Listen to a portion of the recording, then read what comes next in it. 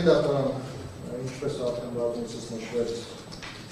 սահմանադրական դատարանի որոշման մասին, այնինքն ապրիլի 16-ին, եւ մասնավորապես դրա եզրափակիչ մասի երկրորդ կետի համաձայն, ապօրինի ծագում ունեցող գույքի բռնականացման մասին օրենքի 5-րդ հոդվածի առաջին մասի առաջինից 4-րդ կետերը, օրենքի 24-րդ հոդվածի առաջին մասի հետ համակցության մեջ, համապատասխանում է սահմանադրությանը այն մեկնաբանությամբ, որ բռնականացման ենթակա է այն գույքը, որը կապ ունի համապատասխան հանցանքի հետ։ Կրկնեմ, որ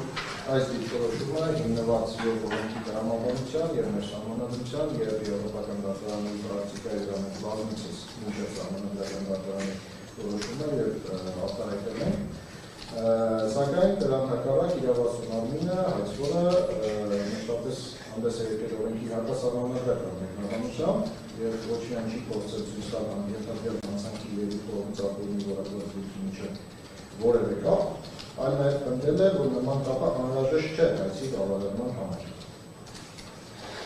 3 տարի տևած ուսումնասիրությունը դրան հաջորդած հայցերի դատավարական վարքագիծը մշտապես կառուցվել է հենց այդ հակասահմանադրական մոտեցման շուրջ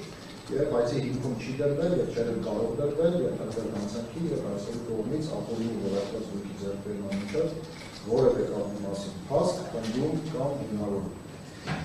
Քաղաքացիական դատավարության օրենսգրքի 303 հոդվածը Գետի դատարան նախատեսում է արագացված դատաքննություն կիրառելու հիմքերը եւ դրա առաջին մասի 5-րդ կետի համաձայն կիրառում է դատարանը արագացված դատաքննություն, եթե հայցնականայդ անդին է եւ հայցնականայդ անդին հասկացության տակ նկատի է ունեցվում այդ թվում այն դեպքը, երբ հայցվորի կողմից դրա հիմքում դրված փաստերի հիման վրա հայցը ակնհայտորեն ենթակա է մերժման։ Հիմա մենք ունենք տվյալ պարագայում իրավիճակ, երբ սահմանադրական դատարանի որոշման համաձայն, սահմանադրական մեկնաբանության համաձայն, նման հայցի բավարարման համար անհրաժեշտ փաստ է պատճառահետևանքային կապը ենթադրել հանցանքի եւ ապօրինի որակված գույքի ձեռքբերման միջև։ Այսինքն առնվազն այդ փաստը պետք է վկայակոչված լիներ եւ դրված լիներ հայցի հիմքում, իհարկե մենք պնդում ենք, որ նման պայմաններում այս գործի փաստերի շրջանակներում նման բան չէր կարող լինել, բայց մենք իհարկե չունենք նման իրավիճակ եւ հակառակը այսօր միշտ պնդել է, որ չի վկայակոչվում նման փաստ եւ նման կապը անհրաժեշտ չէ։ Այս պայմաններում ակնհայտ է, որ կա արագացած դատաքննություն կիրառելու հիմք եւ դատավարական առումով է Օրենսգրքի 304 հոդվածի երկրորդ մասը թույլ է տալիս նման որոշում դատարանի կայացնել